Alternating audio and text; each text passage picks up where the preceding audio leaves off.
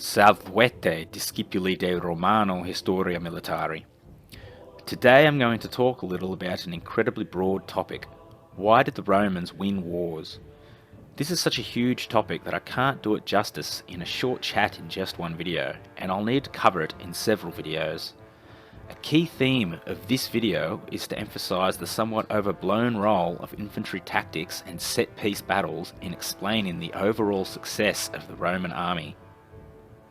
To digress for a moment, I say Roman army and not only Roman legions, because particularly in the Middle Republic, when Rome scored its greatest successes, half or more of its field armies at any given time were not made up of legions, but of the ally, the legion equivalent units of Rome's Italian allies.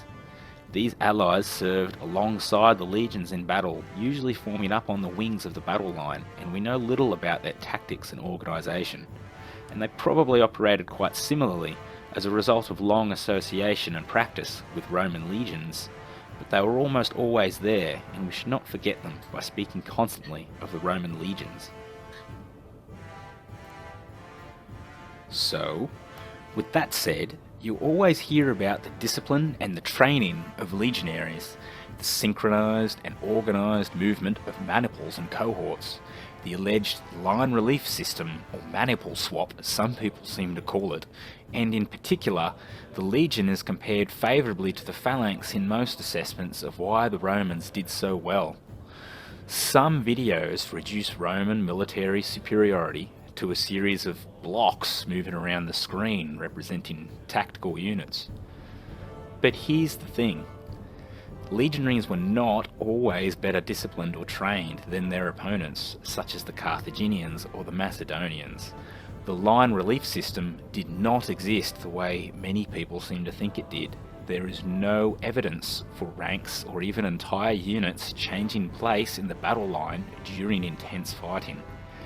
And the legion's superiority to the phalanx has been overstated because the Macedonian-style phalanx was on flat ground superior to the legion, and it was anyway usually supported by various light troops, auxiliaries and cavalry to help cover its well-known weaknesses. And Rome's great victories over the phalanx in three particular battles, Cynoscephalae, Pydna and Magnesia, may each be attributed to numerous other factors besides the legion's supposed overall tactical superiority. Now, you probably would want me to explain my position on the comparison between legion and phalanx and the line relief system and the overstated training and discipline of Republican Roman soldiers, but I'll have to leave that for another video. Because today, I'm going to talk about an essential factor behind Roman military success, aside from their ability to win individual battles, and that's Roman manpower. Now, I don't think anybody would seriously question that the Romans were pretty good at winning battles and therefore winning wars. In the course of the 4th and 3rd centuries BC, Rome utterly defeated the most powerful states in Italy, the Etruscans, the Samnites, and the Italiotes of Magna Graecia.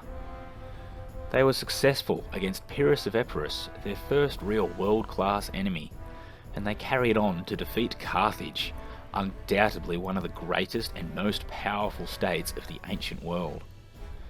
After reducing Carthage, Rome made short work of Alexander the Great's Greek successor kingdoms in the east, and with those conquests, there were no large centralised states in the world that could match Rome's full strength, including its closest competitor, the Parthian Empire.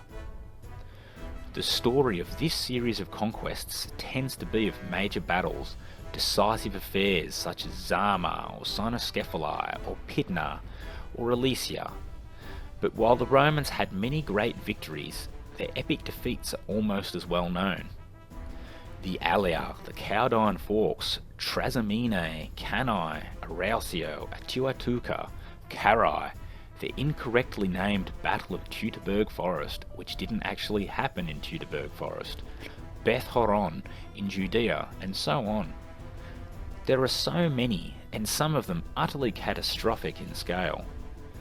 It's sometimes said that the Romans lost many battles but never lost a war, which isn't quite right, but it speaks to a general truth that the Romans could lose battles, large and small, and emerge ultimately victorious.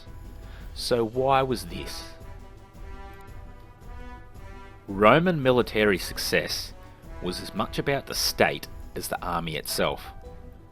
Rome had a few advantages that none of its opponents in any period, with the partial exception of Carthage, Rome's greatest enemy, were able to match. The most important advantages were demographic, political, and logistical. One exceptional characteristic of Roman warmaking, as Polybius emphasised in the mid-2nd century BC, was its enormous reserves of manpower. Polybius alleges that the Romans had upwards of 800,000 military-age men it could call upon just in Italy. These numbers are overblown somewhat because the Roman state lacked the ability, naturally, to equip, feed and field so many men, but the Roman state's ability to absorb manpower losses is made exceptionally but painfully clear by the catastrophic years of 218 to 216 BC, when Hannibal probably killed something approaching 200,000 Roman and Italian soldiers over 4 battles in just a couple of years. Such losses would not easily be made good, even by many modern states, and yet the Romans could absorb them. This was, of course, a mark of Roman determination, but more than that, it was a mark of their material resources.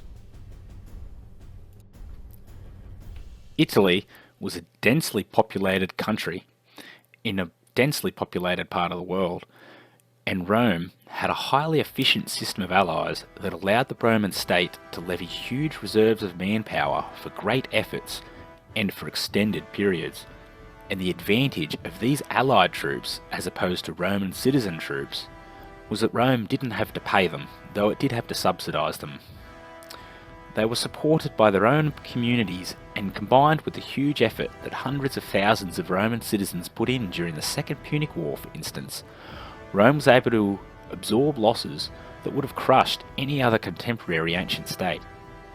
When Rome destroyed the phalanges of the Macedonians at Cynocephalae in 197 BC, and at Pydna in 168 BC, and of the Seleucids at Magnesia in 190 BC, those wars were ended in one fell swoop, replacing those large bodies of highly trained and well-equipped men could not be done by those states in the short term.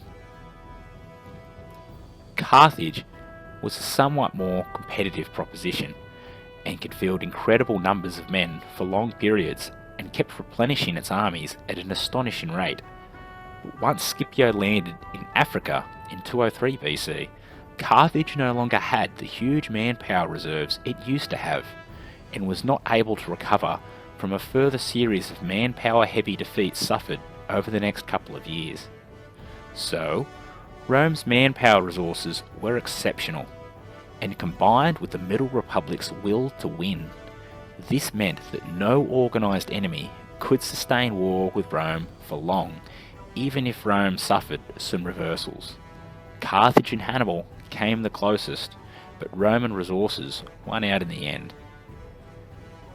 That's all for today.